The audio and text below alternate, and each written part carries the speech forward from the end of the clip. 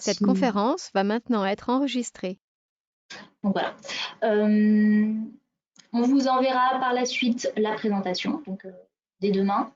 Et puis, si vous avez des questions, donc soit à la fin, on aura bien sûr un temps de questions-réponses, soit tout au long de la conférence, n'hésitez pas à la poser par écrit, donc dans la partie chat. Donc, vous avez une petite bulle qui apparaît normalement quelque part en bas de votre écran, en bas de l'image.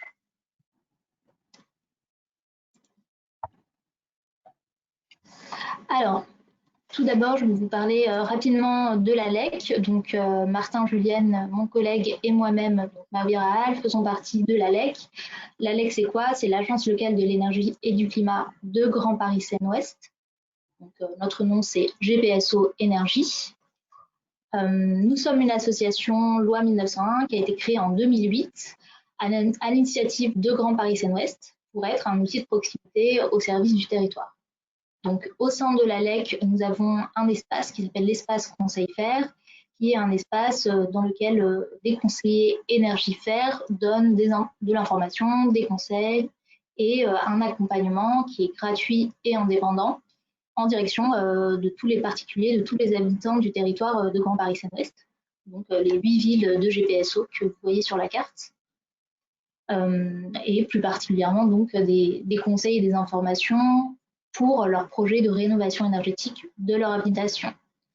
Donc on donne ces conseils soit par téléphone, soit lors de rendez-vous physiques, donc au cours de permanences locales dans les 8 villes du territoire.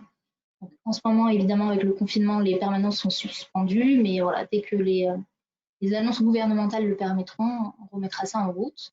On reste disponible par téléphone et vous aurez toutes les coordonnées à la fin de la présentation.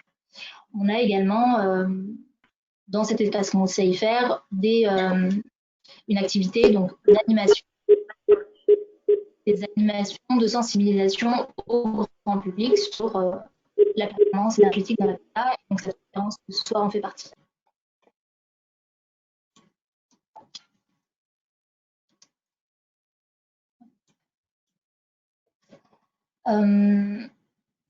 Donc, après cette petite introduction, on va pouvoir démarrer.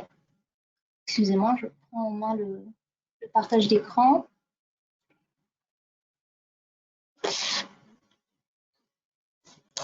Alors, donc cette conférence se déroulera en 4 étapes. La première étape, donc on va vous parler un petit peu du contexte des matériaux biosourcés dans la rénovation énergétique. Ensuite, on aura un petit quiz auquel vous serez invité à participer, donc on vous expliquera à ce moment-là. Puis on essaiera de répondre à 4 questions qui reviennent le plus souvent concernant l'utilisation des matériaux biosourcés. Des questions, des interrogations qui peuvent parfois freiner l'utilisation des matériaux biosourcés. Et puis, en troisième partie, on aura le témoignage et le retour d'expérience d'une habitante de GPSO qui a elle-même utilisé ces matériaux-là pour la rénovation d'une partie de sa maison. Et puis, évidemment, à la fin, on aura un temps de questions-réponses. Martin, je te laisse poursuivre. Oui. Je prends la main.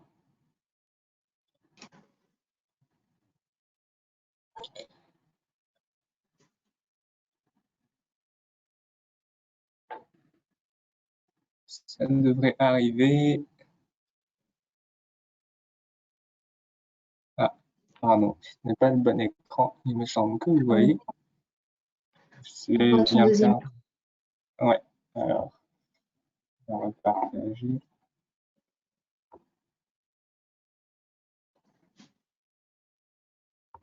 Est-ce que c'est bon? Oui, c'est bon. C'est bon, d'accord. Alors, donc on peut commencer avec le contexte des matériaux biosourcés dans le bâtiment et en particulier dans tout ce qui est rénovation énergétique. Donc, tout d'abord, quand on dit matériaux biosourcés, de quoi parle-t-on? Ça désigne tous les matériaux issus du vivant, donc de la biomasse, soit animale, soit végétale. Donc, ça peut aussi bien être issu de l'agriculture, donc comme les pailles, donc de blé, chanvre, colza ou autres, de la sylviculture, donc valorisation du bois, en général des coproduits du bois, Et en troisième lieu, éventuellement du recyclage, en l'occurrence là des papiers ou des cartons pour fabriquer la ouate de cellulose. Donc c'est les trois grands domaines d'application, sachant que quand en général on parle de produits issus de l'agriculture, c'est les coproduits agricoles. C'est une utilisation secondaire que l'on en fait. Ces produits, ces matériaux biosourcés peuvent ont de multiples applications dans de nombreux secteurs. Ça va de la chimie à la médecine, et le bâtiment en fait aussi partie. On peut l'utiliser de différentes manières dans le bâtiment, dans le gros œuvre, donc par exemple pour faire des bétons de chanvre ou pour construire en ossature bois, mais également dans le second œuvre ou dans la finition. Donc second œuvre en l'occurrence dans tout ce qui est isolation ou fabrication de cloisons, et la finition ça peut être tout ce qui est revêtement. Donc dans cette présentation on va se concentrer sur l'utilisation des matériaux biosourcés pour la thématique de l'isolation, ce qui est la principale utilisation que l'on peut en faire quand on traite de la thématique de la rénovation dans le bâtiment. Et on abordera rapidement la thématique de définition également. Donc, matériaux biosourcés isolants, de quoi parle-t-on? Il y en a une multitude. Ça va de la paille à la laine de mouton, en passant par le chanvre, le métis, qui est issu en fait de la valorisation des habits de coton, le liège, donc l'écorce d'un arbre, des chênes lièges, la laine de bois, qui sont donc des fibres de résineux que l'on vient disposer de cette manière, ou la ouate de cellulose, qui sont elles issues du recyclage du papier et du carton. Donc voilà, ça désigne plein de matériaux différents, sachant que sur le marché français actuellement, c'est le principal isolant biosourcé utilisé est la laine de bois.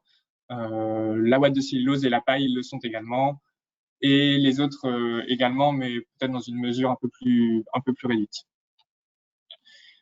Alors, pourquoi on parle de ça aujourd'hui?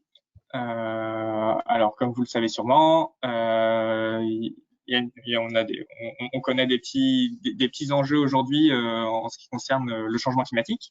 Donc ça, c'est une petite carte qui est extraite d'un article scientifique qui montre les zones qui pourraient devenir invivables en 2100 à cause du dérèglement climatique. Donc à gauche, dans un scénario où l'augmentation de température ne dépasserait pas 1 degré, ce qui paraît peu probable à l'heure actuelle, ou à droite, une carte qui présente la situation pour la trajectoire sur laquelle on se dirige, où en fait on voit qu'il y aurait une large bande équatoriale qui ne serait plus vivable à horizon 2100, à la fois parce que les températures seraient trop élevées et le taux d'humidité également, ce qui ne permettrait plus au corps humain de réguler sa température de manière souhaitable. Donc c'est un enjeu. Et quel est le lien avec les matériaux biosourcés? On pourrait se demander. Le lien, c'est que le secteur du bâtiment en France, il est responsable d'environ 1/3 des émissions de gaz à effet de serre, et que la majorité de ces émissions a lieu pendant la phase de construction et non d'exploitation. Donc, on peut avoir tendance à l'oublier, mais la phase de construction du bâtiment est vraiment impactante. Donc, d'où la pertinence de se poser la question, quel matériau j'utilise quand je rénove ou je construis une habitation. Donc voilà, petite mise en contexte. Au-delà de cette question simplement du changement climatique, qui n'est également qu'une thématique parmi d'autres, le contexte est relativement favorable, à la fois le contexte réglementaire. Il y a eu la loi de transition énergétique pour la croissance verte en 2015 qui encourage l'utilisation de matériaux biosourcés à la fois dans la construction et la rénovation. On a la nouvelle réglementation environnementale 2020 donc, qui sortira tout bientôt pour les bâtiments neufs, qui, nouveauté, va prendre en compte non plus les consommations d'énergie, mais également les émissions de gaz à effet de serre dans une approche analyse de cycle de vie du bâtiment. Donc, les émissions de gaz à effet de serre depuis toute construction, l'extraction des matériaux jusqu'à toute la durée de vie du bâtiment. Donc, un contexte réglementaire favorable, contexte financier également, où on a divers dispositifs financiers incitatifs. Là, en l'occurrence, nous, on se concentre sur le territoire de Grand Paris Seine-Ouest, où on a une aide locale qui encourage l'usage de matériaux biosourcés. On y reviendra à la fin. Également, un marché du biosourcé qui est relativement dynamique. En 2016, une étude a montré qu'une opération d'isolation thermique sur 10 utilisait des matériaux biosourcés. Et en lien avec ça, des artisans qui connaissent de mieux en mieux ces matériaux, puisque en 2012, un artisan sur 2 déclarait en avoir déjà mis en œuvre. Et c'est un chiffre un peu relativement ancien, donc on peut supposer que c'est même plus important aujourd'hui. Donc voilà, quelque chose on est quand même sur une bonne dynamique, mais il y a encore des freins. Et pour cela, on vous propose un petit sondage pour prendre la température de ce qui, pour vous, constitue des freins à l'usage des matériaux biosourcés. Alors, je vais vous envoyer un petit lien dans l'onglet Conversation. Donc, vous pouvez aller sur ce petit lien. En cliquant dessus, vous devriez arriver sur une petite invitation qui vous invite à rentrer un pseudonyme. Donc, vous pouvez rentrer ce que vous souhaitez. Vous cochez ensuite une petite case « J'accepte les conditions d'utilisation ». C'est pas évident parce que c'est noir sur noir. Donc, c'est à gauche de la phrase. Et ensuite, il y a donc juste une petite question pour un peu savoir, prendre la température, pour savoir pour vous quels sont les freins à l'utilisation des matériaux biosourcés a priori. Donc, on a la première proposition qui est il reste encore des ressources fossiles à utiliser, donc pourquoi utiliser d'autres matériaux après tout. La seconde option qui est ça pourrit et ça brûle. La troisième, c'est que les matériaux biosourcés seraient moins performants techniquement que les produits classiques, donc minéraux ou synthétiques. La quatrième, c'est trop cher. La cinquième, j'ai mes habitudes, donc je continue comme ça. Et la sixième, ils n'ont pas leur papier dans le sens ils ne sont pas assurables ou c'est plus compliqué. Voilà. Alors, je ne sais pas si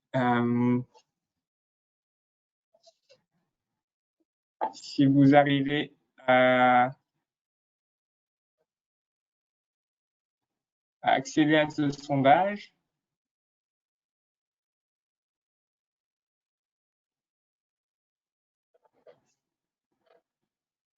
« 12 participants pour le moment.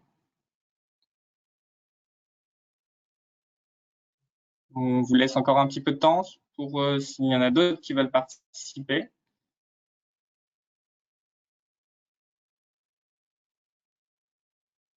Bon, on va clôturer. Alors, quels sont les résultats? Vous pouvez également les observer, il me semble. Alors, vous voyez également mon écran. Donc, une majorité, il semblerait que le frein le plus important, ça soit le prix. Donc, en général, trop cher. Donc, on abordera cette question-là. Également, la question qu'ils n'ont pas leur papier.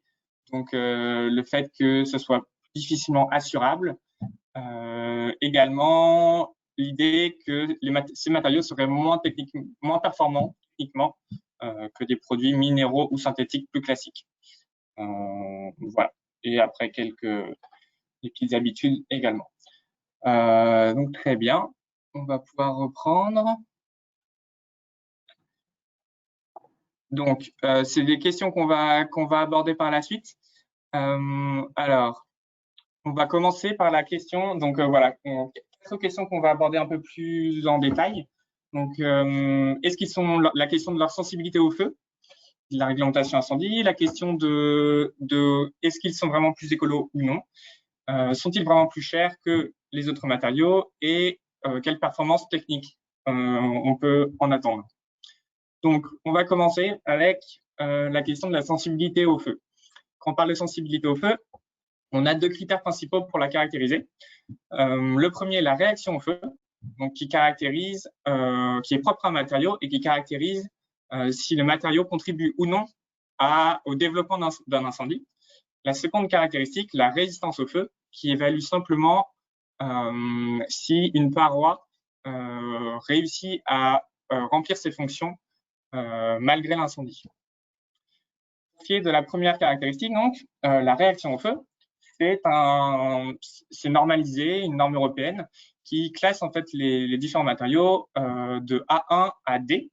Donc A1 étant complètement ne contribue pas du tout à l'incendie, incombustible, et D très très inflammable. Au-delà de ça, on a également d'autres petits critères. Le critère S pour smoke en anglais, fumée. Donc est-ce que S1, est-ce que le produit produit beaucoup de fumée ou non? Et un second critère qui est le D, comme drops pour gouttelettes ou débris. Est-ce qu'on a des débris enflammés qui peuvent également contribuer à l'embrasement? Donc, qu'en est-il pour les matériaux biosourcés sur ces critères? On observe, donc là, je vous ai mis un petit tableau qui assez bien fait, qui présente un comparatif global de différents types d'isolants, à la fois des isolants synthétiques, donc issus de produits pétroliers, comme le polystyrène, des isolants minéraux, issus de roches en général, comme la laine de verre ou la laine de roche, ou, donc ça, les isolants plus connus ou plus classiques, et ensuite les isolants biosourcés, donc végétaux, issus du recyclage ou d'origine animale. Donc, on retrouvera ce petit comparatif des isolants tout au long de la présentation. Pour ce qui est du classement au feu, donc, on observe, donc nos isolants biosourcés sont ici, et on observe que ils sont en général situés entre la classe B et la classe F. Donc, on a des B assez performants, résistants assez bien au feu, et F, au contraire, très combustibles. On observe que ça dépend. Ce classement dépend à la fois si le produit isolant a subi un traitement ignifugé ou non. Et un autre critère également, c'est la mise en œuvre. En fait, plus on a un isolant compact, moins il sera sensible au feu, puisque pour qu'il y ait combustion, il faut de l'oxygène. Et donc, si on a un produit très compact, très peu d'oxygène, donc ça brûle difficilement. Donc, c'est pour ça qu'en général, notamment, tout ce qui est tous les produits, les isolants en vrac sont plus sensibles au feu. Voilà pour ce critère, réaction au feu. Le deuxième critère, résistance au feu. À noter, pardon, que quand même, on a par exemple la paille. On pourrait donc penser que la paille, ça brûle relativement bien, mais la paille est située donc est de classe B, donc relativement bonne, voire très bonne. Second critère, la résistance au feu. Donc, comme on le disait, c'est l'aptitude d'une paroi, d'un système à conserver pendant une période déterminée ses propriétés. Donc, on a la propriété, ça peut être de porter une charge, donc capacité portante, caractérise par la lettre R ou SF en français. Ensuite, l'étanchéité aux flammes. Dans ce cas, si elle est étanche aux flammes, on lui attribue le classement E. Et isolation thermique. Donc, par exemple, une paroi par flamme sera de classe RE. Une paroi coupe-feu sera de classe REI. Tout ça, c'est les normes européennes. Qu'en est-il pour nos produits biosourcés?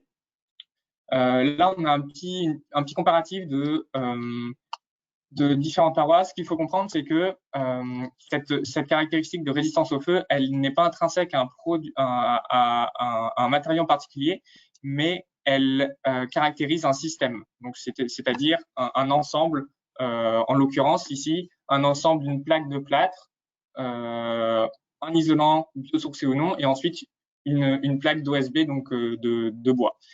C'est cet ensemble dont on va évaluer la résistance au feu.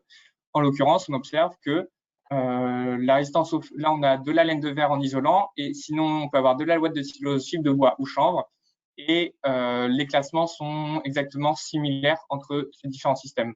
Donc, les isolants biosourcés ne posent pas de problème de ce point de vue. Une fois incorporés en paroi, ils résistent tous aussi bien que les isolants classiques. Il faut simplement venir les protéger.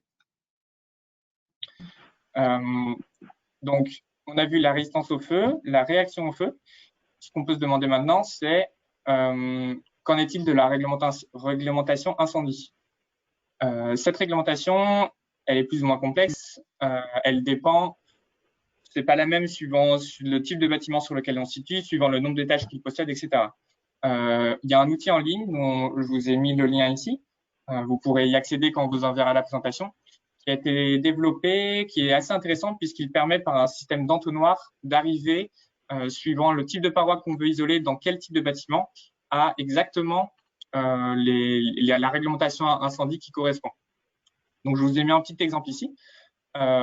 Pour l'isolation de murs par l'intérieur, du sol ou d'une toiture dans une maison individuelle classique, on a deux possibilités. La réglementation incendie nous en donne deux. Soit l'isolant doit être de classe A2, S2, D0.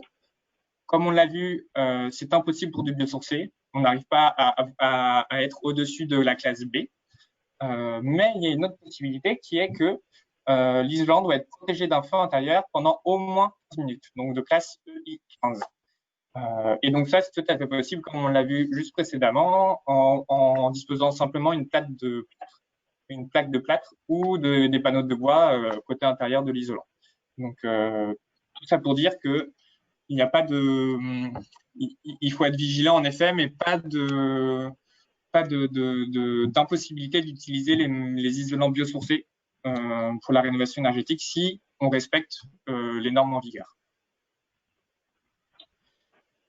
Seconde question, sont-ils vraiment plus écolos, ces isolants biosourcés? Alors, quand on parle d'impact environnemental, il faut savoir de quels critères nous parlons. Ça peut être les émissions de gaz à effet de serre, ça peut être la consommation d'énergie qu'il a une nécessité pour la fabrication de cet isolant, la consommation d'eau, le caractère renouvelable ou non de la ressource en question, la qualité de l'air, etc. Alors, chacun étant plus ou moins important suivant ce qui nous intéresse.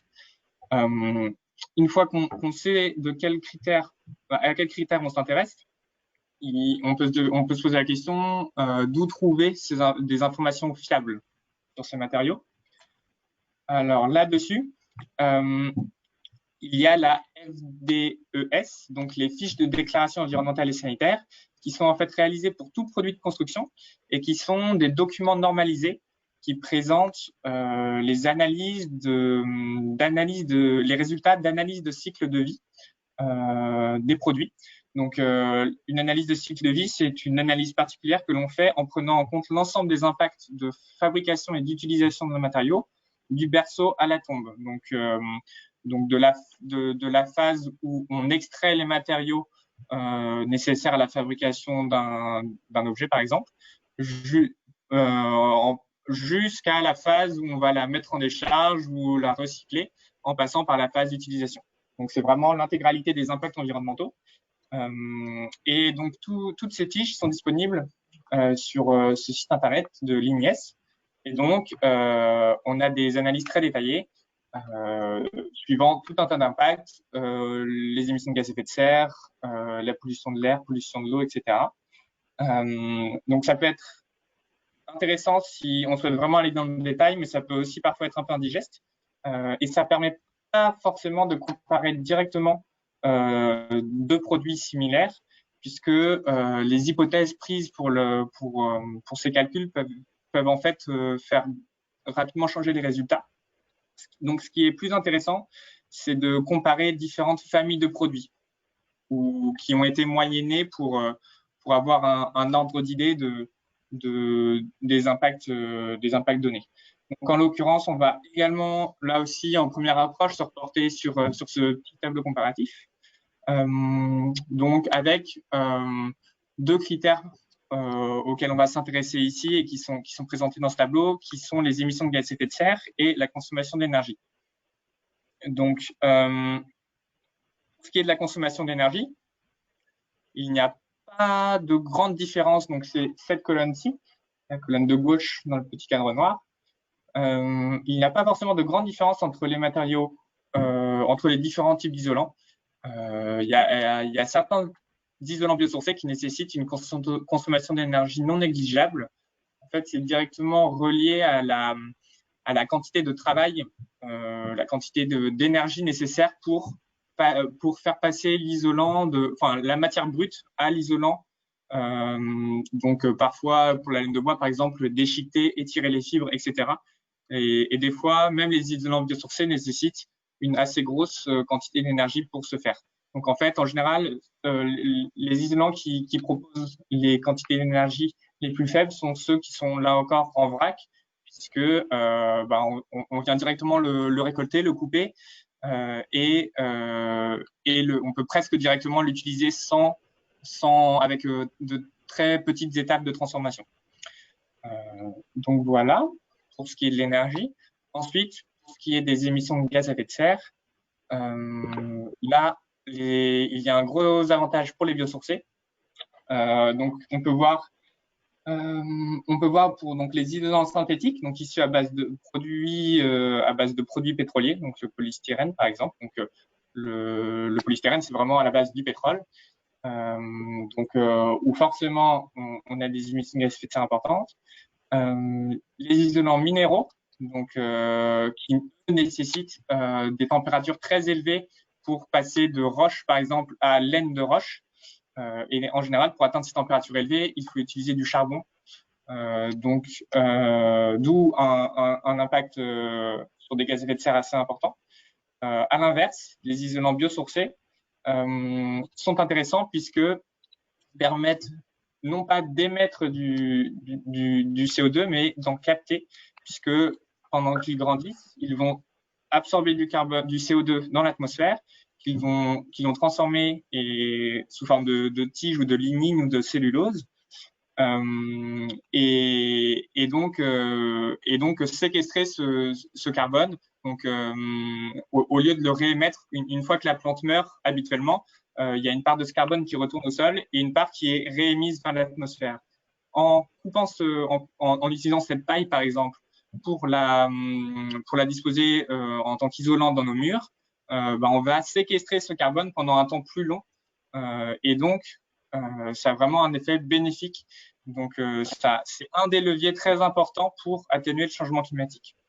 Donc, en fait, isoler avec des biosourcés, c'est vraiment intéressant puisque c'est faire en fait un double geste pour isoler le changement climatique. D'un côté, diminuer ses consommations en isolant son logement, et de l'autre, c'est stocker du carbone, absorber du carbone de l'atmosphère vers que l'on met dans nos murs, grosso modo.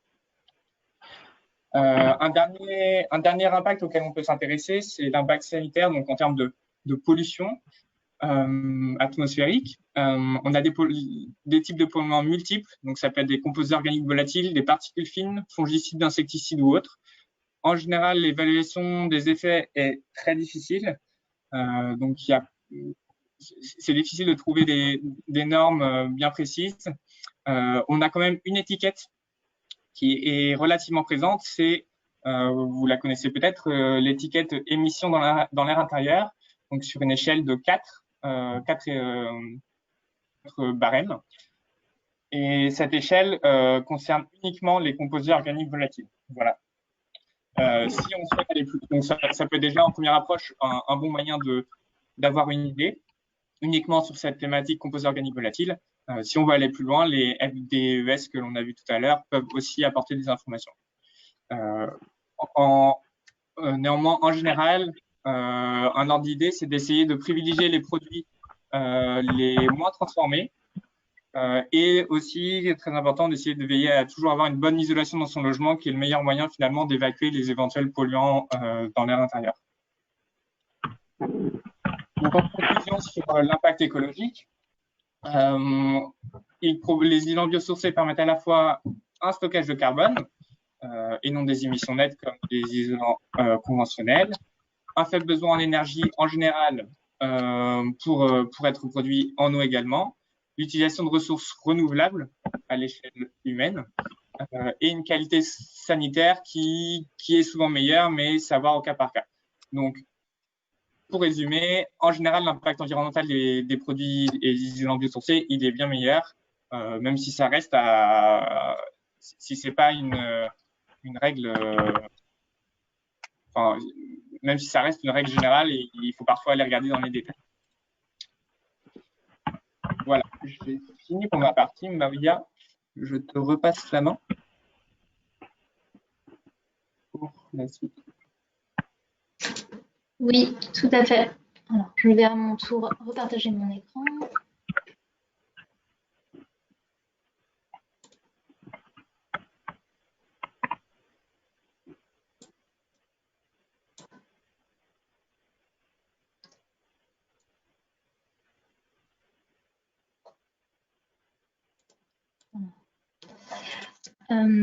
Alors, donc moi, je vais à mon tour répondre aux 4 questions qu'on a citées. Donc, Martin a fait les 2 premières, je vais m'attaquer aux 2 dernières.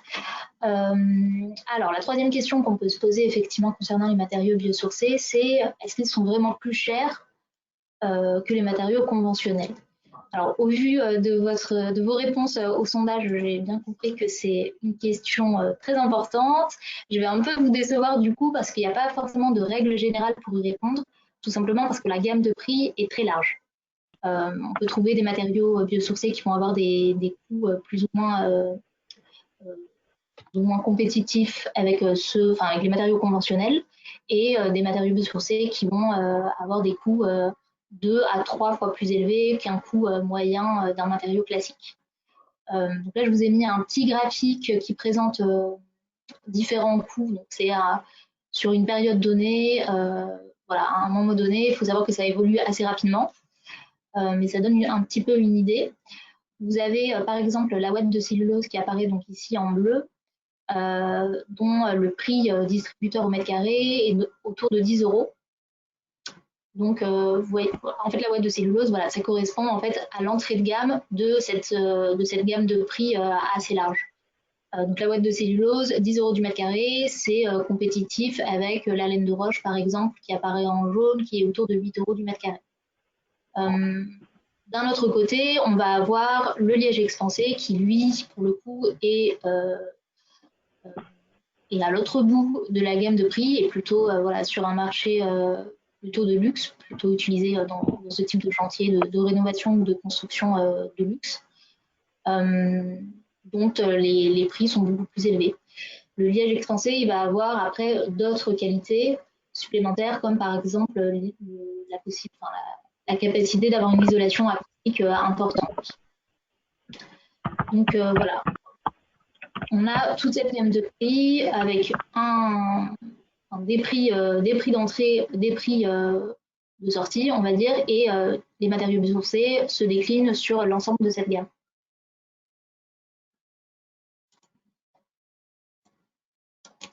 Alors,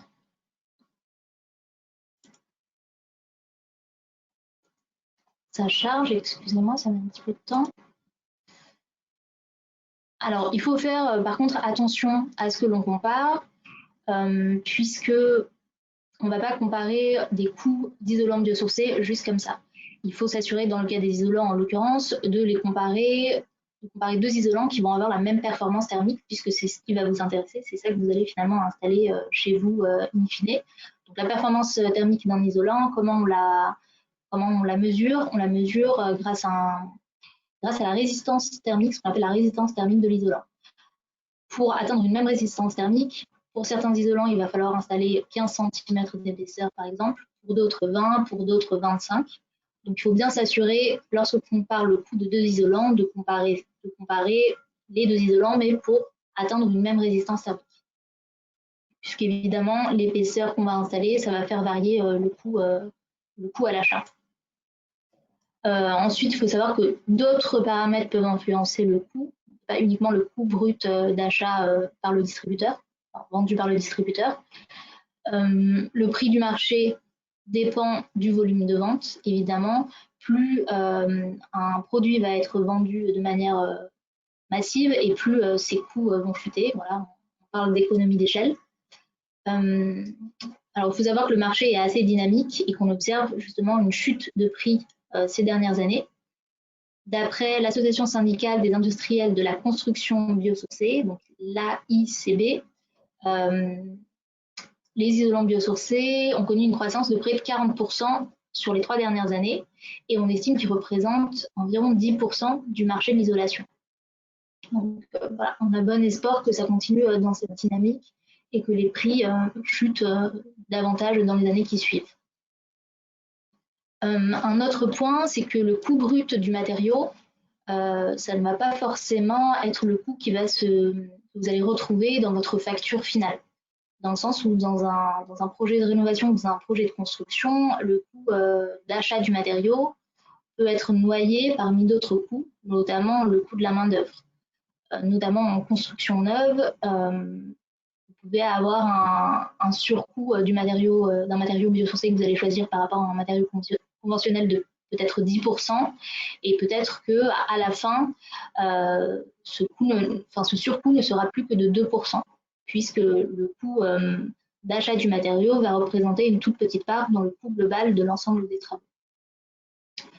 Puis, il faut savoir que vous pouvez avoir des aides financières ou des bonus d'aide financière dans certains cas, et je parle surtout plutôt des aides locales, donc dans certaines régions, pour l'utilisation des matériaux biosourcés.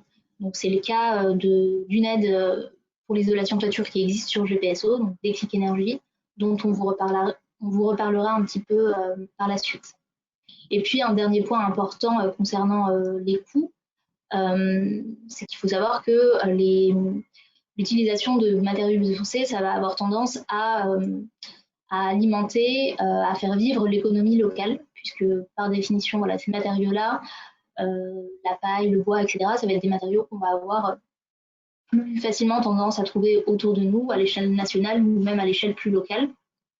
Et le ministère de l'Agriculture avait d'ailleurs fait une étude à ce sujet en 2016, sur lequel ils indiquaient bien la part du retour d'une partie du coût investi sur le territoire. Donc voilà, pour ce qui est des coûts, je vais passer à la dernière partie qui concerne la performance des matériaux.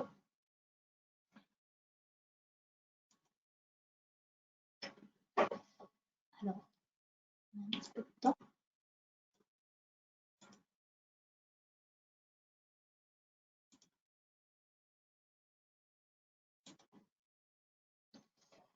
Alors, est-ce que ces matériaux biosourcés sont plus performants ou aussi performants que des matériaux plus classiques d'un point de vue technique et d'un point de vue thermique?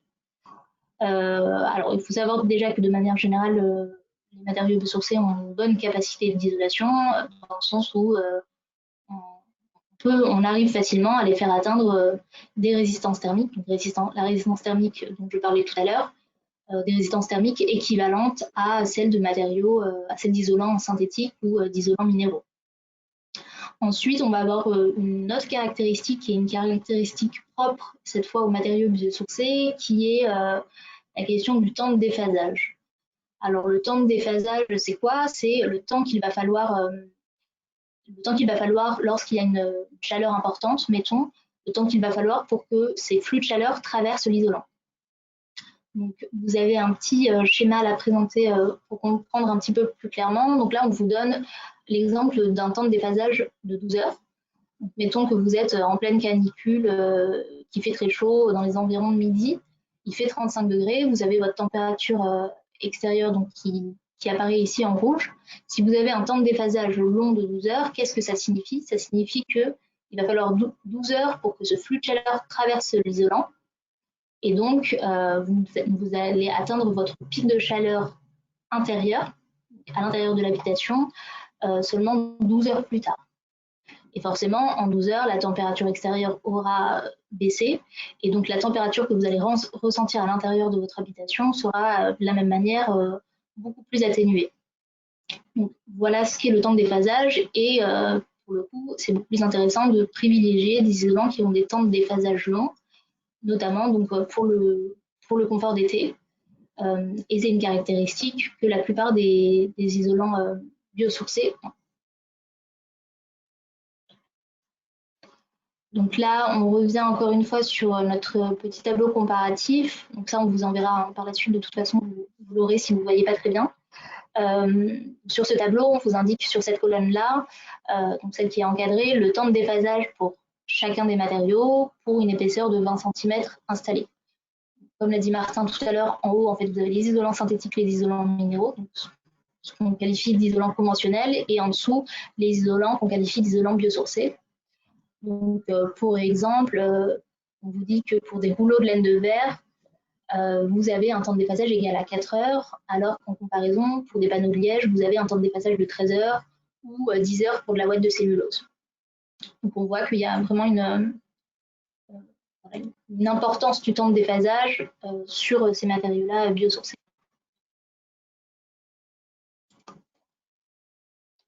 Un autre point qui est important de prendre en compte, alors ça va être la longévité et la durée de vie des matériaux biosourcés. Alors il faut savoir qu'il n'existe pas de normes d'essai pour rendre compte du vieillissement des matériaux actuellement. Alors que ce soit pour les matériaux biosourcés ou pour les matériaux classiques, il n'y a pas de normes d'essai existantes. Mais par contre, sur les matériaux biosourcés, on a la chance d'avoir des retours d'expérience sur des temps longs, puisque par définition, ces matériaux-là ont été utilisés plutôt dans les maisons anciennes. On a, pour exemple, des maisons construites avec de la paille qui datent de plus de 100 ans, sur lesquelles on a fait des tests avec des caméras thermiques, et on se rend compte que l'isolation est toujours aussi bien et toujours à des niveaux d'isolation intéressants. On a ces retours d'expérience sur la paille et sur d'autres matériaux aussi, la terre crue, le torchis, etc. Et puis un dernier point qui va être intéressant pour les matériaux biosourcés, c'est ce qu'on appelle la capacité hygrothermique. La capacité hygrothermique, c'est quoi? C'est la capacité à agir comme un tampon hydrique. C'est-à-dire que ces matériaux-là vont avoir tendance à absorber l'humidité quand il y en a trop dans l'air ambiant, et au contraire à la relarguer, relarguer cette humidité quand l'air est trop sec. Et ça, c'est une capacité qui est propre à ces matériaux naturels. Donc cette capacité-là hygrothermique, ça permet de moduler de manière naturelle des grosses variations d'humidité s'il y en a.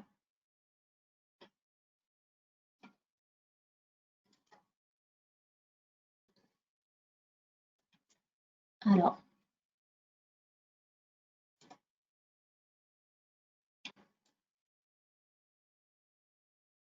décidément. Alors, en quoi ça va nous être utile finalement cette capacité hygroscopique? Alors, ça va agir sur plusieurs points. Tout d'abord, le confort qu'on va ressentir, puisque le confort d'une pièce, d'un espace clos ne dépend pas uniquement de la température, mais il va dépendre aussi de l'humidité. Voilà, on a tous ressenti, on a tous cette expérience d'être dans un froid humide ou dans un froid sec, par exemple. On ne ressent pas la chose de la même manière.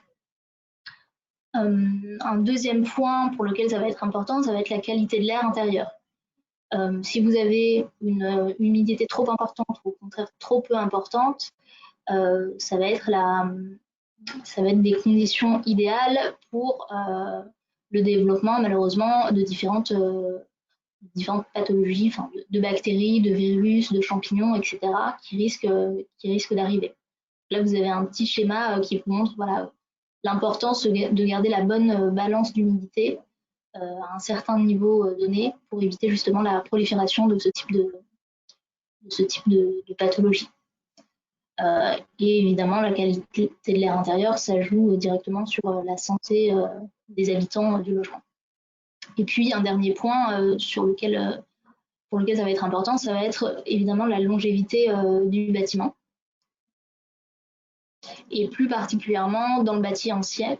Donc là, je vous ai mis un petit schéma rapidement, justement, qui donne l'exemple d'une rénovation de bâtis anciens, donc de murs anciens, dans le cas où on le fait avec des isolants qui laissent respirer le bâtiment, et dans le cas où on le fait avec des isolants imperméables.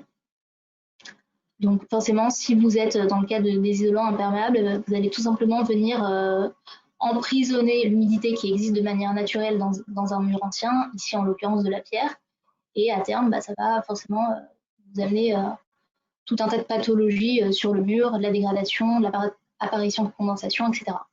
Au contraire, si vous venez installer un isolant naturel et perspirant, qui laisse la vapeur d'eau et l'humidité s'échapper au gré des besoins. Là, vous allez respecter la nature première du mur ancien.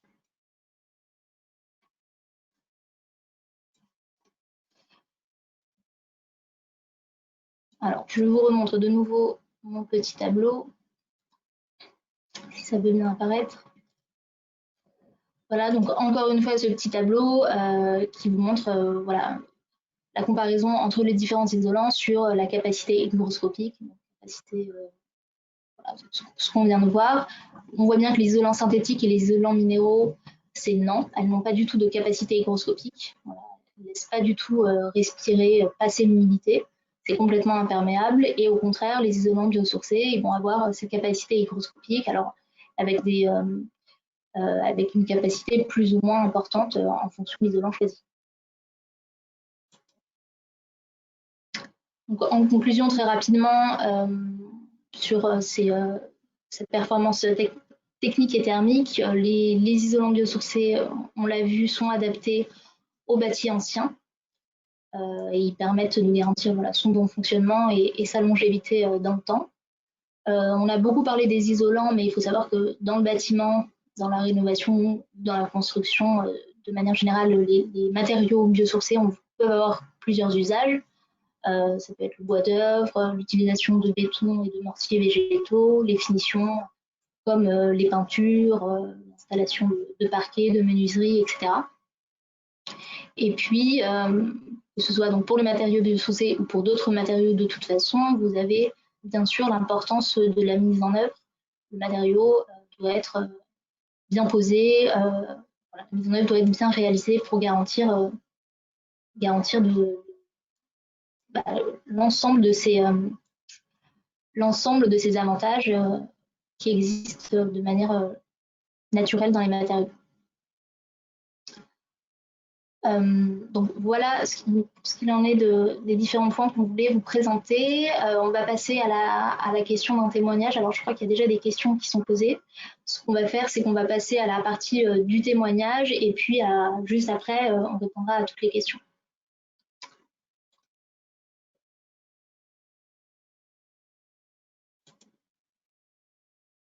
Bonsoir. Donc, bonsoir. Bonsoir. Oui. Donc, je suis Cécile Thomas-Jouen, donc j'habite GPSO, la commune de Meudon. Nous avons isolé notre maison. Alors, je vais vous donner un petit peu peut-être un contexte. Alors, mon métier, je suis urbaniste en développement durable à la base et je me suis spécialisée en santé environnementale, en santé publique et environnementale, donc à l'impact de notre bâti, de notre ville, de notre environnement sur notre santé. Donc, je travaille depuis mon domicile, mon mari aussi, à plein temps depuis plusieurs années. Et donc, on a acheté une maison en 2017 et nous avons décidé de la rénover entièrement. On était au pire du pire de ce qu'on pouvait faire en termes d'isolation. C'est une passoire énergétique des années 70. Un cube de béton avec du simple vitrage, une chaudière au fioul, aucune isolation, des tuiles apparentes dans les combles. Donc il a fallu qu'on rénove cette maison avec voilà, donc ça c'est la rénovation énergétique pour les combles. Nous avons déposé, donc nous avons décidé de mettre de la... Alors je continue pour le contexte global. Cette rénovation, il y a forcément une limite de budget.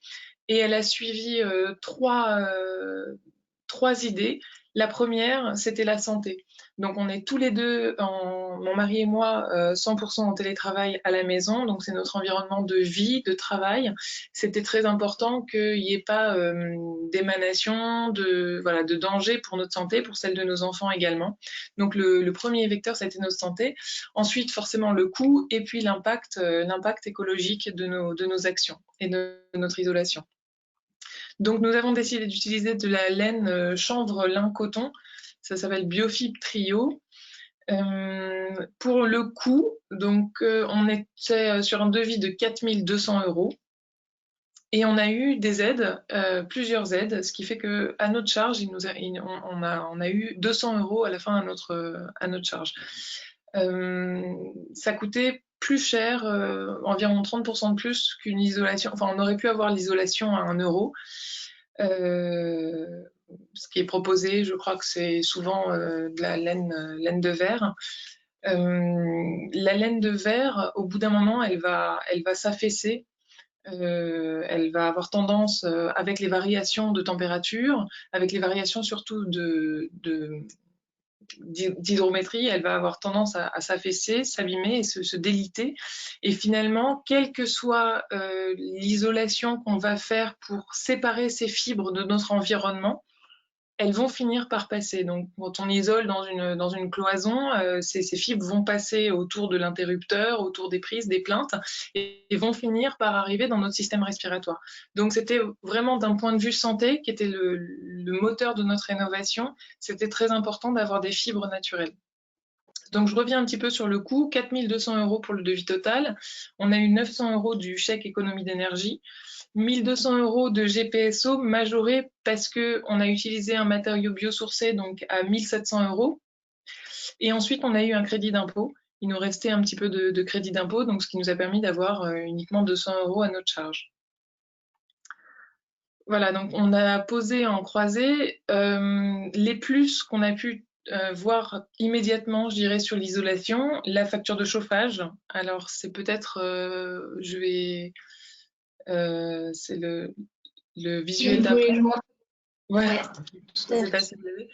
La facture de chauffage, c'est vraiment flagrant. On a isolé en décembre dernier. Alors, est-ce que c'est celui-là? Oui, c'est celui-là.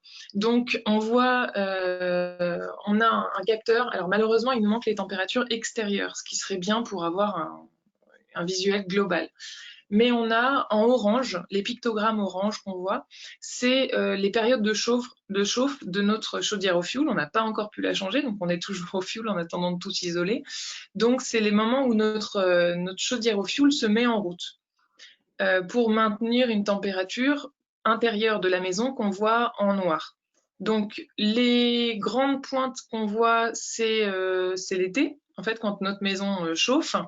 Et on voit que l'hiver, grâce à la mise en route de notre chaudière, on maintient une température quasi constante, sauf quand on part, où là, on voit que ça s'effondre. Donc, le premier groupe d'histogrammes orange tout à gauche, c'est l'été 2018-2019. C'est l'hiver, pardon, 2018-2019, où on n'avait absolument pas isolé notre maison. Donc là, on voit une ligne. Je suis placée au 29 novembre 2018. Voilà, notre maison n'est pas isolée, les combles ne sont pas isolés. Le deuxième groupe d'histogrammes orange, c'est quand on a isolé. Donc on a isolé en décembre et on voit que ça chute. Alors on voit très légèrement un passage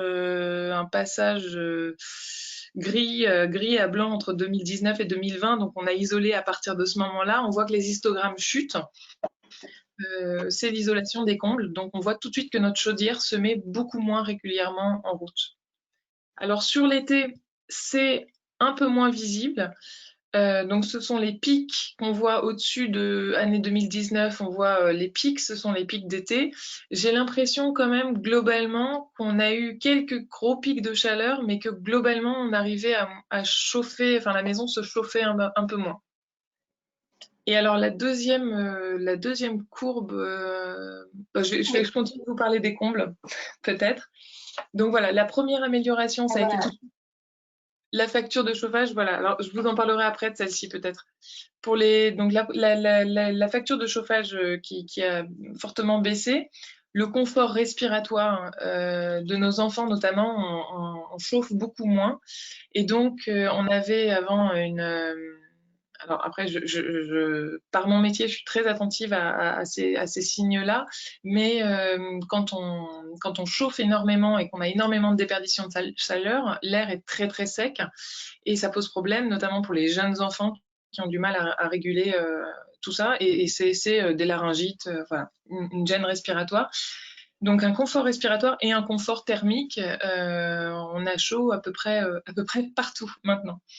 Alors, la configuration de la maison, j'en dis deux mots parce qu'elle est importante. Donc, c'est une maison des années 70 avec les pièces de vie qui sont à l'étage. Donc en bas, on a le garage, la buanderie, et toutes les pièces de vie sont à l'étage, les chambres, le salon. Et on a un thermostat qui est placé également à l'étage, là où on vit, pour que ce soit agréable là-haut. Et donc, quand on a isolé, la chaleur montait toujours, mais elle arrêtait de partir par les combles.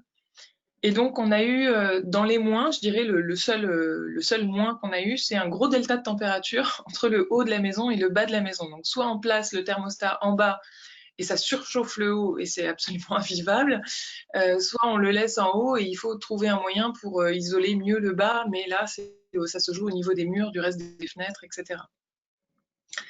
Alors, pour les difficultés de mise en œuvre, vous me dites si je vais trop vite ou si... Non, voilà, non, c'est si ça parfait. C'est parfait. De toute façon, si vous avez des questions qui vous viennent, voilà, n'hésitez pas à les écrire et on y répondra par la suite. Ok. Alors, pour les difficultés de mise en œuvre, un surcoût. Il y a une difficulté pour trouver des artisans.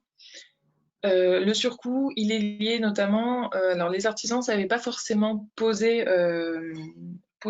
cet isolant, donc j'ai proposé d'apprendre à le poser moi-même et de le faire moi-même. Excusez-moi, j'ai un petit problème, j'ai plus de batterie sur mon ordinateur. D'accord. Voilà, je ne sais pas comment faire. Bon, c'est pas grave. Donc, la TV. Peut-être pour aller chercher le chargeur, comme Oui, vous souhaitez, alors, on pourrait une faire seconde. entre-temps. Voilà, une toute petite seconde. Ok, pas de souci.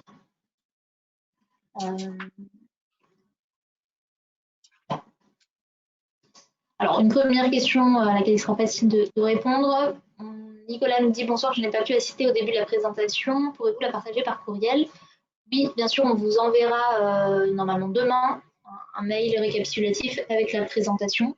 Et sachez qu'elle a été enregistrée, elle sera en ligne sur notre site web gpsoenergie.fr. Voilà, vous retrouverez tout ça. Ah bah, je vois que Martin avait répondu. Voilà, c'est bon, je suis de retour si vous le souhaitez. Oui. Merci beaucoup. Alors, donc, la TVA, oui, c'est en posant l'isolant moi-même, je devais payer une TVA à 19,5 et pas à 5,5. Donc, ça a été un des freins. D'accord, vous aviez carrément envisagé de la poser carrément vous-même, enfin, de poser l'isolant. Oui, c'est très simple à poser en croisée, donc on s'est proposé de le faire nous-mêmes, mais voilà, ça nous coupait toutes les aides et ça a augmenté la TVA, donc c'était pas rentable. Alors, dans les freins, il a fallu aussi avancer la somme, qui était quand même assez importante, même si au final, on a eu beaucoup d'aides.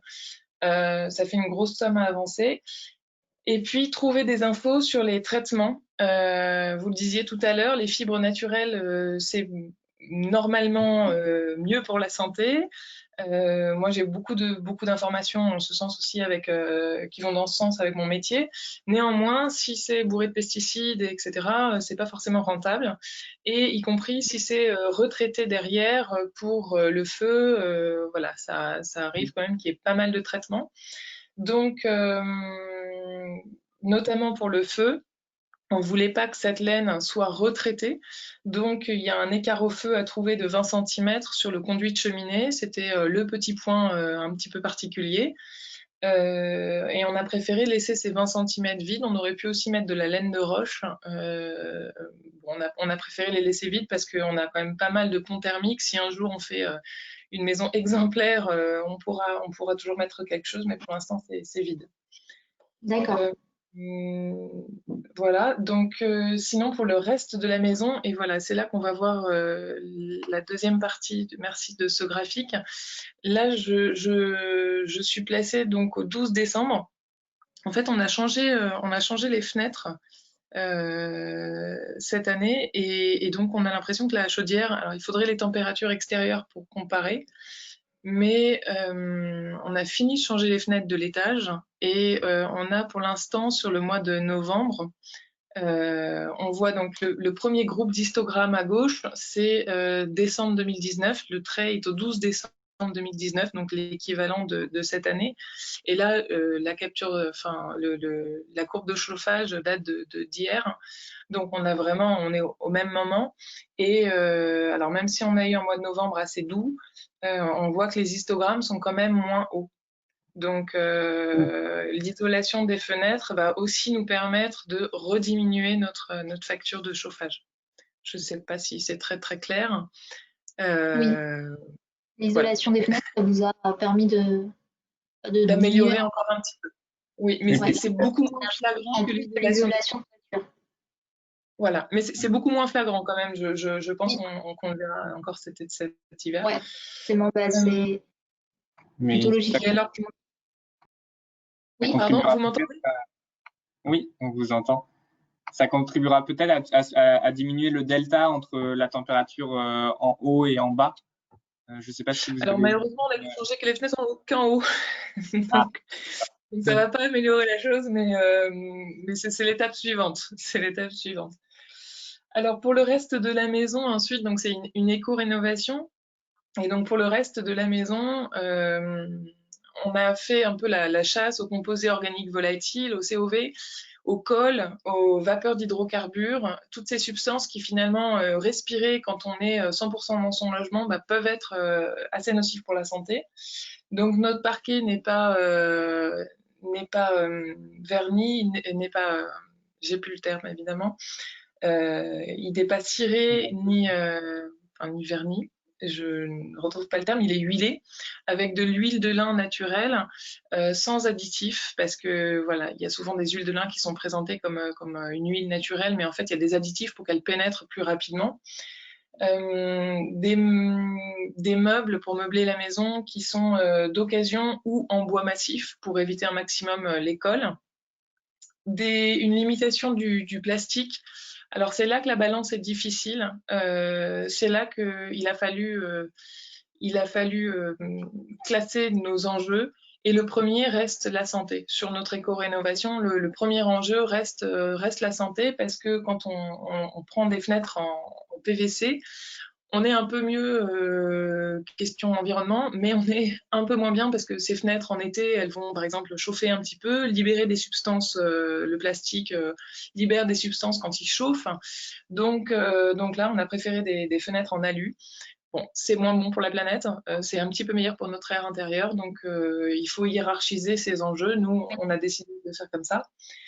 Une VMC et des bonnes aérations, parce que les polluants contenus dans l'air intérieur, on sait qu'il faut normalement aérer 10 minutes par jour. Il y a énormément de polluants qui sont contenus dans notre air intérieur.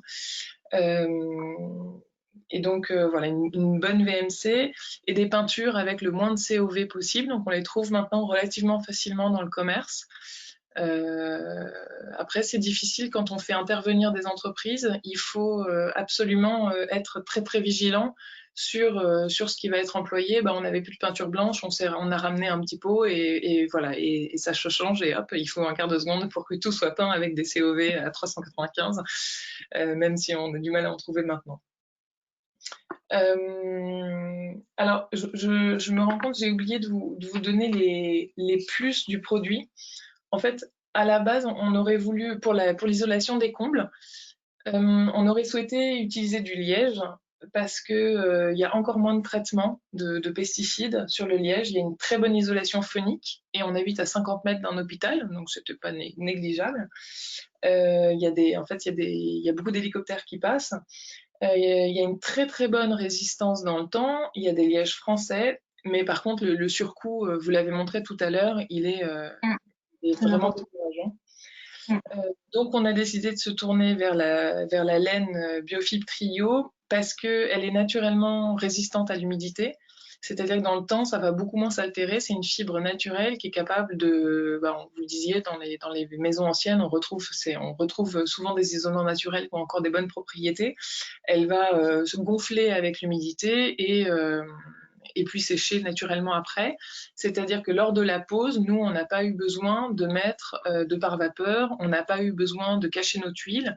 La laine est disposée, peut-être qu'on le verra si vous remontez les photos, elle est disposée comme ça à même la dalle béton, avec les tuiles juste au-dessus. Et admettons qu'il y ait une fuite dans notre toit, voilà. Admettons qu'il y ait une fuite dans notre toit, et ça va gorger la laine. On s'en rendra compte peut-être un peu tardivement, mais en tout cas, ça va pas abîmer toute notre isolation.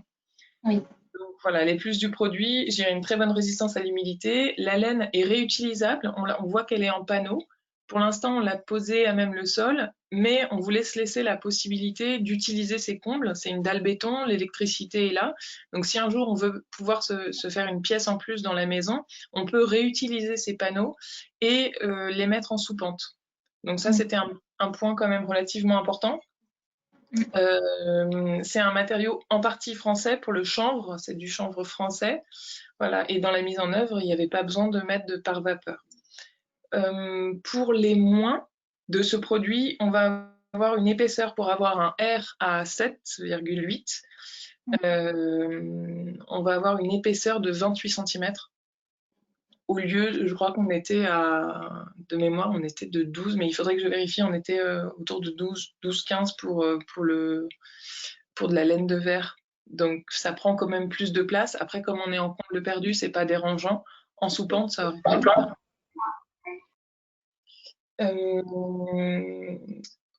voilà, et puis je reprends par rapport une toute petite remarque par rapport à votre sondage de tout à l'heure.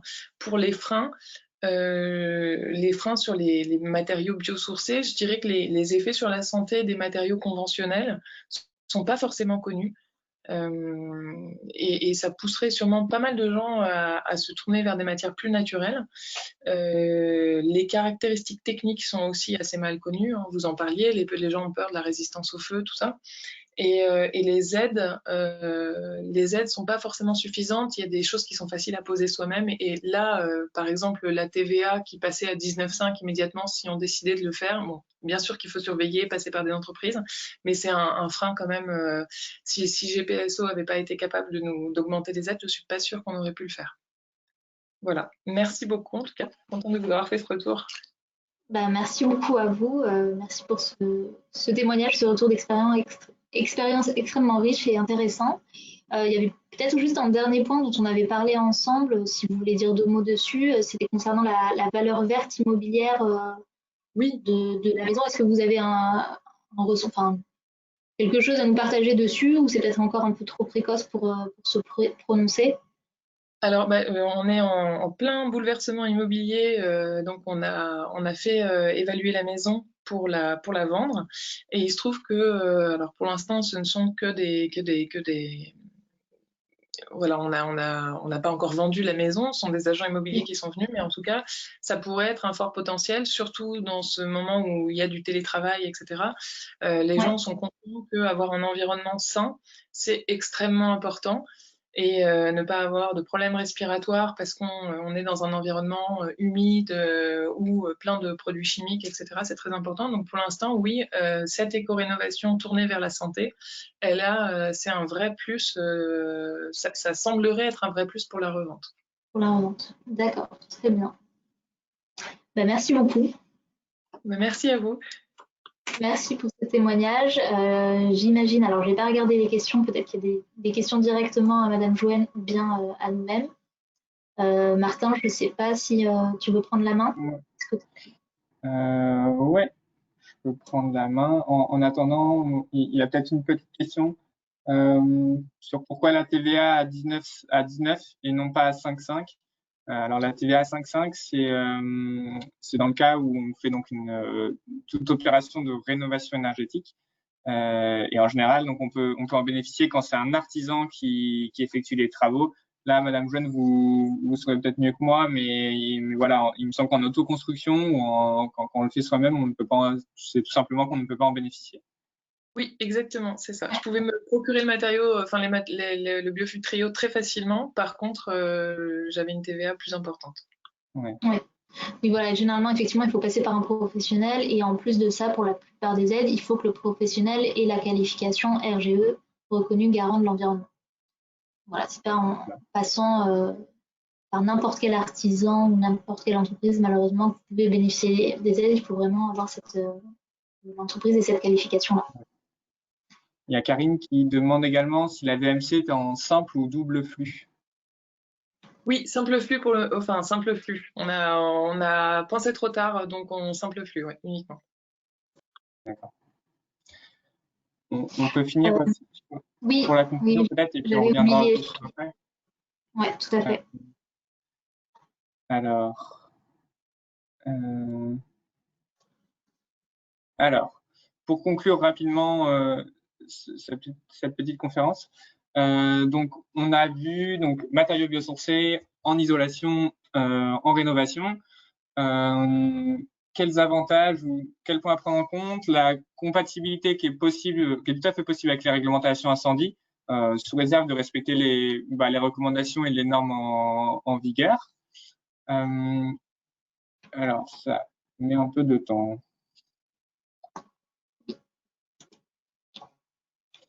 En moyenne, sur la question du coût, en effet, c'est relativement plus cher. Mais alors, c'est à nuancer suivant le type de matériau qu'on met en œuvre. Et on a des co-bénéfices importants, comme l'a montré Madame Joanne, notamment sur l'aspect santé, mais pas seulement, aussi confort d'été, qui va devenir une question de plus en plus importante au fil des années.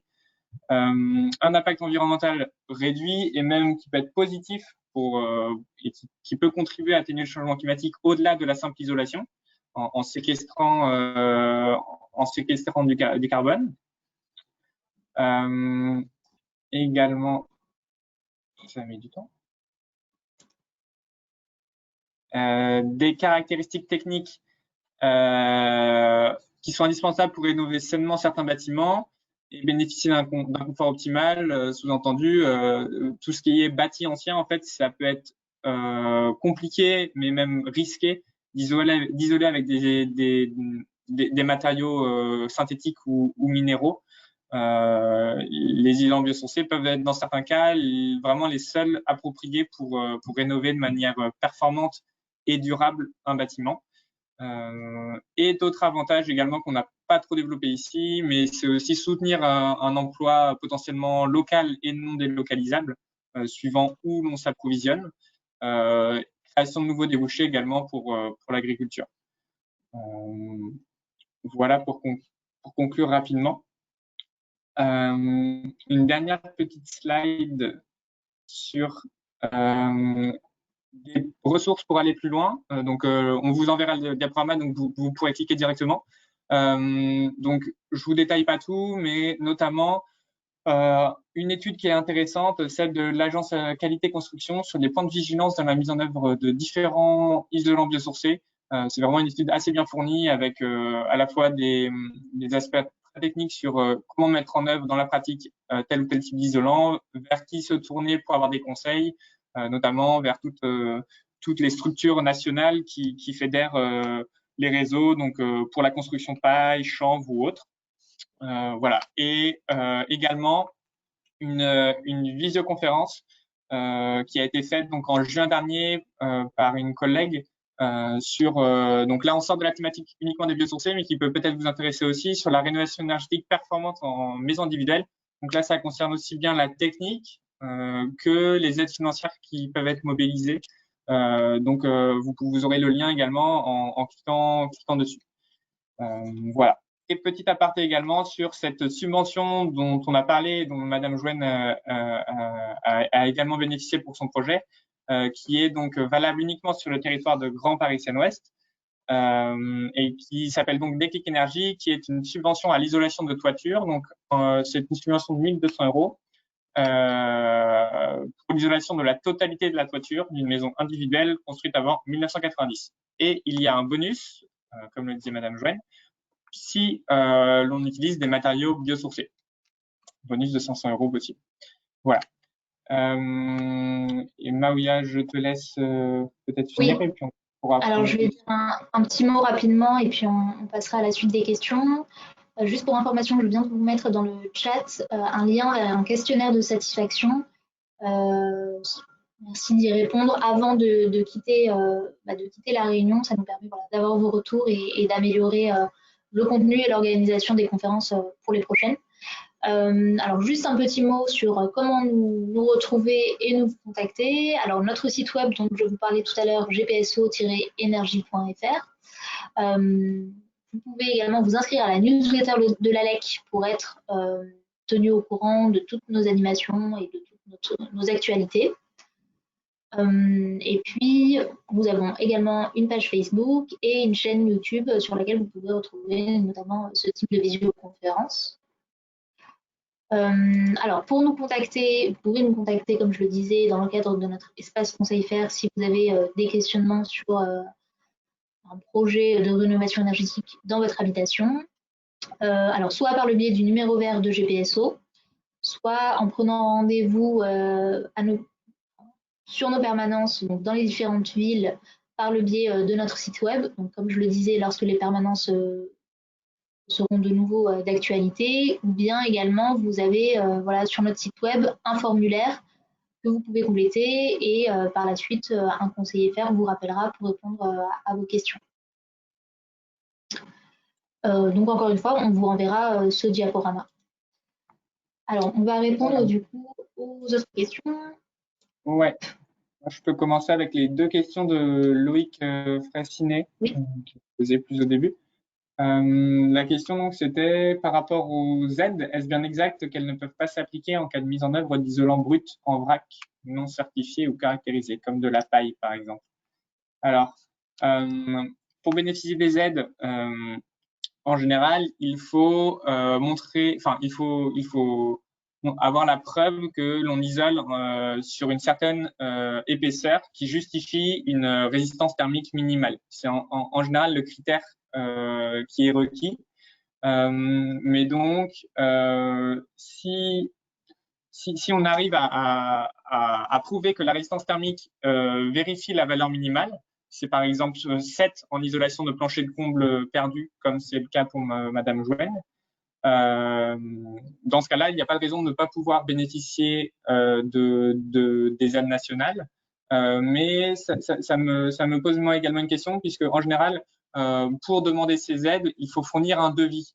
Et c'est là où peut-être que Madame Jouenne, vous pourriez nous dire, puisque vous avez directement acheté l'isolant et donc et mis en œuvre directement, vous n'aviez donc a priori pas de devis d'artisan attestant que vous avez installé une isolation vérifiant les critères techniques de résistance thermique. Donc, est-ce que vous pouvez nous dire quel justificatif vous avez dû donner, notamment pour bénéficier du crédit d'impôt? Alors non, justement, c'est ça que j'ai pas pu faire. J'ai dû acheter l'isolant par un professionnel pour pouvoir avoir la TVA à 5,5 et faire poser ensuite. Donc j'ai justifié avec les devis, j'ai dû même fournir plusieurs devis, il me semble, pour pouvoir justifier des aides nationales. Très bien, d'accord. Donc simplement des devis indiquant uniquement l'achat, la fourniture de l'isolant, mais les devis ne comprenaient pas la pose. Si, les devis comprenaient la pose également. La pose par un professionnel certifié RGE. D'accord. À qui j'ai Les devis comprenaient moi-même la pose, posé l'isolant. d'accord, bien que vous l'ayez posé vous-même. Alors, je ne l'ai pas posé moi-même, j'ai appris à le faire pour pouvoir apprendre à l'artisan qui connaissait absolument pas ce matériau. J'ai eu du mal à trouver en fait, j'ai trouvé personne qui connaissait ce matériau. D'accord. Donc, ça répond, je pense, en partie à la question. Vous pouvez nous dire si vous considérez que vous avez eu la réponse, mais en général, il faut donc disposer d'un devis qui montre que la résistance thermique minimale est validée. Et c'est là-dessus qu'ensuite on peut demander les aides. En lien, il y a la question du dessous. Est-ce qu'il faut nécessairement avoir une certification ACERMI? Les valeurs par défaut de la RT 2012 ne peuvent-elles pas être prises en compte par défaut? Alors, la certification ACERMI n'est pas obligatoire. C'est un engagement de… Certains isolants sont certifiés ACERMI, mais pas tous. Des isolants biosourcés sont certifiés ACERMI. Des isolants qui ne sont pas biosourcés peuvent l'être également. La certification ACERMI, c'est un gage de qualité. C'est que le fournisseur, le fabricant d'isolants, a payé une certification pour montrer que son isolant vérifie des critères de performance technique en termes d'isolation, notamment, qui sont bons. Donc ensuite, il faut simplement, pour pouvoir bénéficier des aides financières, certificat ACERMI ou non, il faut simplement vérifier la valeur de résistance thermique minimale, donc dont l'épaisseur qui dépend donc du type d'isolant qu'on met en œuvre. Voilà. Alors juste après, on a une question. Bonjour, est-ce que les aides ne sont que pour les plafonds combles, donc maison, et pour les appartements, qu'en est-il pour les fenêtres? Alors nous, en l'occurrence, on a parlé que d'une aide, l'aide Déclic, puisqu'elle concernait l'isolation de toiture en maison individuelle, effectivement. Pour les appartements, et notamment pour le changement de fenêtre, il y a d'autres aides qui peuvent s'appliquer, mais qui vont être des aides au niveau national. Pas d'aide au niveau de GPSO pour le changement de fenêtre. Donc, au niveau national, vous allez avoir des aides, certaines sans condition de ressources, d'autres sous condition de ressources. Et voilà. Pour rentrer un petit peu plus dans le détail, comme le disait Martin, vous avez l'autre conférence dont on vous a mis le lien sur la page des ressources qui explicite un petit peu plus ces aides financières. Et puis après, si vous avez une question particulière sur votre maison, n'hésitez pas à nous contacter, on y répond directement. En lien avec ça, il y avait la question de Karine, qu'est-ce que signifie CITE, certificat, et C2E, CEE? Voilà, ça vous le trouverez également dans la conférence qui a été faite en juin dernier sur la rénovation énergétique performante. Donc vous aurez le lien dans la présentation. CITE, c'est le crédit d'impôt pour la transition énergétique qui va s'arrêter là fin décembre, remplacé par MaPrimeRénov'. Donc pas d'inquiétude, il y aura toujours des aides en 2021, pas besoin de se précipiter pour faire des travaux. Et CEE, certificat d'économie d'énergie. Voilà. Ouais. Alors Karine nous précise que c'est pour les aides perçues par les témoignages, donc je pense qu'elle posait la question à Madame Joanne, est-ce qu'elle avait perçu les CITE et les C2E, qui a répondu, donc c'est très bien. Il y avait d'autres questions également pour Madame Joanne, mais auxquelles elle a répondu. Alors on nous dit aussi, est-ce que 2021, il y aura des aides vu le contexte 2020? C'est un petit peu ce que tu viens de dire, Martin. A priori, oui. Ouais. C'est pas a priori, hein, c'est oui, puisque en octobre notamment, il y a eu de nouvelles aides, enfin en tout cas des modifications, notamment avec l'arrivée de MaPrimeRénov' pour tous les ménages, voilà, et qui doivent se poursuivre sur la suite du moins sur l'année 2021. Et également une question de Irène Demout sur la TVA 5.5. Est-ce qu'elle s'applique pour la repose de volets isolants? Oui, également. Mais ça sort un peu du sujet des matériaux biosourcés. Mais c'est également. Ouais, c'est encore un peu. S'applique également. Voilà. Est-ce que du coup, il y a d'autres questions, d'autres diverses questions sur la présentation? Alors, si j'ai bien compris, GPSO aide pour la rénovation des maisons et pas pour les appartements. Alors, GPSO, dans le cadre de Déclic Énergie, aide pour la rénovation des maisons individuelles, effectivement. Et pour la rénovation des appartements, il y a des aides de GPSO qui vont être au niveau des copropriétés, donc au niveau des travaux qui sont engagés au titre de la copropriété, des travaux de rénovation globaux, en fait. Notamment par le biais d'un programme qui est l'opération Habitat Qualité, l'OHQ, pour lequel effectivement il y a des aides pour les travaux en copropriété. Là encore, tout cela est détaillé dans la vidéo dont on vous a mis le lien. Tout à fait. Donc je ne sais pas si tout le monde a bien pu cliquer sur le lien du questionnaire et répondu au questionnaire. C'est pas très long, hein, c'est vraiment assez rapide et ça nous permet d'avoir vos retours. De toute façon, s'il y a eu un problème d'accès, on vous enverra de nouveau le lien du questionnaire dans le mail récapitulatif et vous pourrez y répondre à ce moment. Voilà. Alors, il y a une dernière question de Véronique Pinsard. Elle demande si dans le cadre d'une isolation à 1 euro, j'imagine, pour les murs intérieurs, est-ce qu'on peut proposer d'utiliser des matériaux biosourcés? Alors, vous pouvez le proposer. Cependant, en général, comment ces entreprises, ces artisans arrivent à proposer une isolation à 1 euro? C'est en faisant du travail très rapide, donc qui est parfois la mise en œuvre est de mauvaise qualité, et en général avec des matériaux synthétiques ou minéraux, mais donc c'est pas possible. Ça semble très compliqué de réussir à faire une isolation pour 1 euro en utilisant des matériaux biosourcés. Maouya, je Oui. sais pas compléter. Ouais. Et pour aller même encore plus loin, en fait, généralement sur l'isolation à 1 euro n'est pas proposée pour l'isolation des murs, tout simplement parce que ce type d'offre d'isolation à 1 euro, c'est proposé sur les travaux dont la mise en œuvre est relativement facile, comme c'est le cas pour les combles. Lorsque vous isolez des murs, c'est tout de suite un petit peu plus compliqué, forcément. Donc généralement, il n'y a pas d'offre à 1 euro pour l'isolation des murs, sinon c'est que c'est un petit peu douteux. Et dans tous les cas, effectivement, les matériaux biosourcés, comme le disait Martin, ils ne vont pas vous les proposer à 1 euro, tout simplement parce que ont des économies d'échelle et ils proposent généralement l'isolant le plus classique qu'ils installent partout chez tout le monde. Mais on a fait également une conférence sur le sujet des travaux à 1 euro en octobre et vous retrouverez le replay sur notre site web.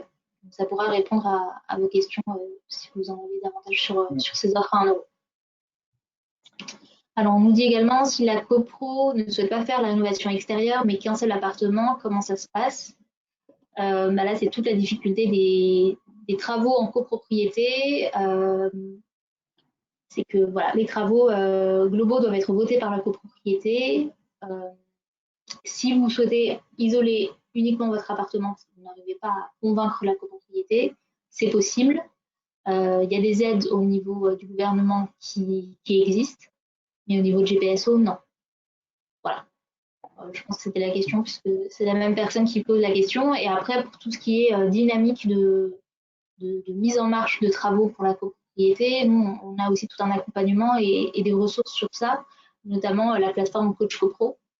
C'est une plateforme dédiée sur le territoire de GPSO sur laquelle vous pouvez trouver énormément de ressources et notamment des fiches techniques de retour d'expérience de copropriété de GPSO qui ont été rénovées. Et ça peut permettre d'initier le dialogue avec les autres copropriétaires et pourquoi pas de lancer un projet de travaux. Ok.